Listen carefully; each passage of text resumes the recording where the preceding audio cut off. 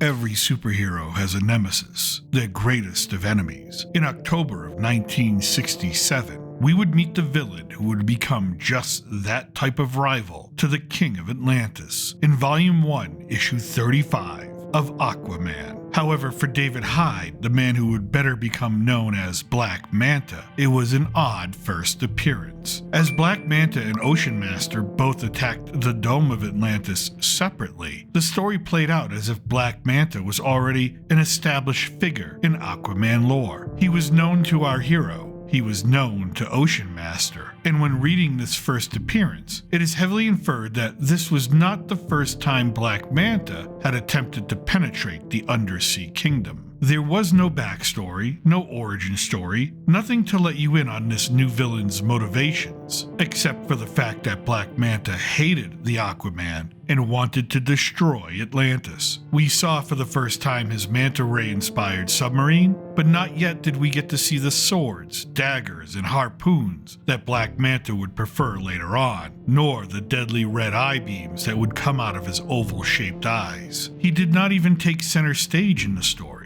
The interactions between Ocean Master and Aqua Baby saw to that, so readers were left wondering who was under the helmet. Who was this awesome-looking, menacing figure, this new scourge of the seven seas? In fact, the design of Black Manta's suit was enough to catapult him into comic book stardom with Aquaman fans, and that was how it stayed for almost 25 years. This was all we knew about one of the most famous arch-villains in all of DC Comics history. Readers would have to wait until 1993 in issue number 6 of Aquaman Volume 4 for a proper origin story, albeit a very short one. As Black Manta trolls the deep trenches of the ocean in his submarine, we get glimpses of his past. First and foremost, what readers came to know, and yes, this was considered revolutionary in the early 90s, Black Manta was in fact African American. He was a young boy living in Baltimore, a boy who loved the sea, just to be near it at all times. And he took on small jobs mopping up the docks and cleaning up after fishing boats. Then one day, two men shanghaied him, a sailor's term for being kidnapped and forced to work on a boat. In this case, young David Hyde was denied food and water for days on end, while tasked with menial labor. And it was this experience that taught him that the sea was emotionless, but still he called out for help,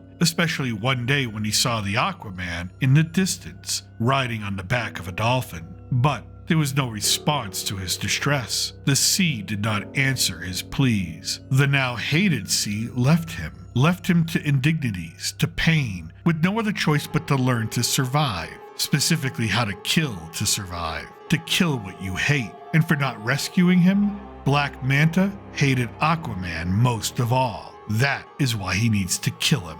It was not a very fulfilling backstory. Therefore, 10 years later, DC retconned Black Manta's history and sprinkled in a little bit of controversy to go along with it. Aquaman Volume 6, Issue number 8, from September 2003, would provide to us a more enriched and complicated origin story for Black Manta, one that still causes division amongst the fans to this day. We open once again with Black Manta piloting his manta ray submarine through the ocean depths, reminiscing about his past. We see Arkham Asylum, the ward for mentally ill children, and a boy whose autism was misdiagnosed. And frankly, in the 1980s, autism was not well understood, nor tolerated. It was not understood that, to this boy, the soft cotton sheets of his bed caused him excruciating pain, nor understood that when punished with being plunged into icy cold water as quote-unquote therapy, it felt sublime to this youth, forcing the professionals to rely on restraints instead of proper treatment. And when the restraints did not work and the autistic child screamed out for relief, the orderlies would smother him with a pillow until he passed out, their way of inducing restful sleep. In the 90s, there wasn't much medical progress either. Our young patient could only form a few simple words and repeat them over and over. Swim, swim, swim. Love, love, love, love, swim. They could not understand how signals in the brain got crossed, that pain to an unhealthy cortex was interpreted as pleasure, and pleasure was pain. Those poor bastards They continued their misguided attempts at experimental therapy. Then one day, one of those experimental treatments with electricity and injections suddenly worked. Our young autistic man could understand his doctor and speak clearly for the first time. His first words, "My head feels clear for once." But there were unforeseen consequences. When released of his restraints, our patient stabbed his doctor through the eye with a syringe, put on a lab coat, and carried a clipboard, and then walked calmly into the Gotham night.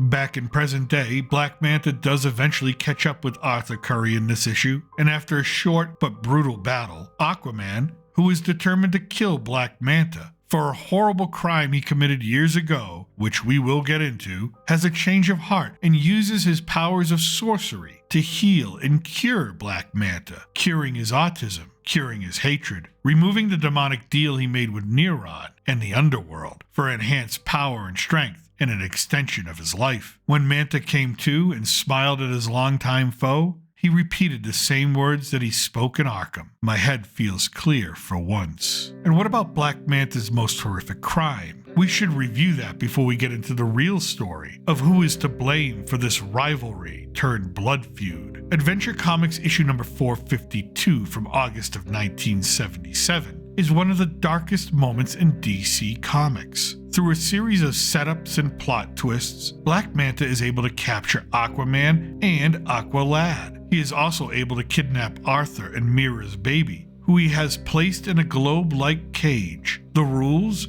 Aqualad and Aquaman must fight each other to the death, and one must be successful before all the water is removed from the cage and the baby suffocates. And although the two heroes fight and find a way to foil Manta's plans, they were not in time to save the prince and future king of Atlantis. Black Manta murdered Aquaman's baby. What was once a simple hero versus villain story arc had become something much darker and would influence both these characters for decades to come, as well as placing Black Manta in the same tier as Lex Luthor and the Joker. Issue 452 is also remembered for being a book that comments on and addresses racism directly, with Black Manta taking direct swipes at the state of equality and acceptance in the world as it was in the late 1970s. Manta would not blame racism for his crimes, but he would include it as a motivating factor for his actions going forward, something that was considered controversial at the time of its publication. But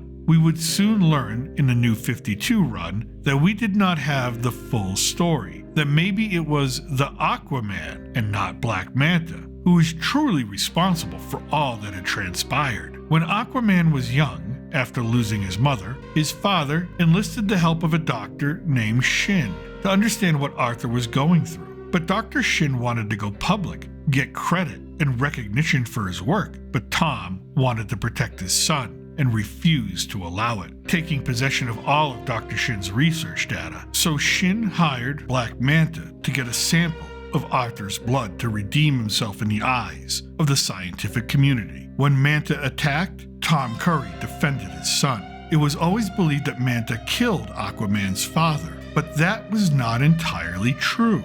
Tom Curry suffered a heart attack that day and died 3 days later. Aquaman swore vengeance on Manta, blaming him, and after searching the oceans for Manta, he came across a salvage boat anchored over a shipwreck. It belonged to Black Manta. At least that is what Arthur thought when he climbed on board. A man emerged and shot at Aquaman, which led to a fight, a struggle, that left that man dead. But it was not Black Manta. It was Manta's father. Aquaman was the one who committed the first intentional murder in this conflict, something he, Black Manta, and the rest of the Atlantean family would have to contend with to this very day. Thus ends our look back at Black Manta's first appearance and subsequent origin stories. A long, complicated past, peppered with moments of unforgivable bloodshed and unimaginable loss. I hope you enjoyed that look back at pop culture and comic book history. I thank you for watching, and happy Thanksgiving to all of you in the United States. I hope you enjoy your holiday. And if you want more pop culture fun, click on the thumbnail at the end of the video for our look back at the most dangerous woman in Gotham City, Poison Ivy. You'll be glad you did. Until next time, remember, I'm still your reluctant gringo from somewhere south of the border. Salud and a huevo.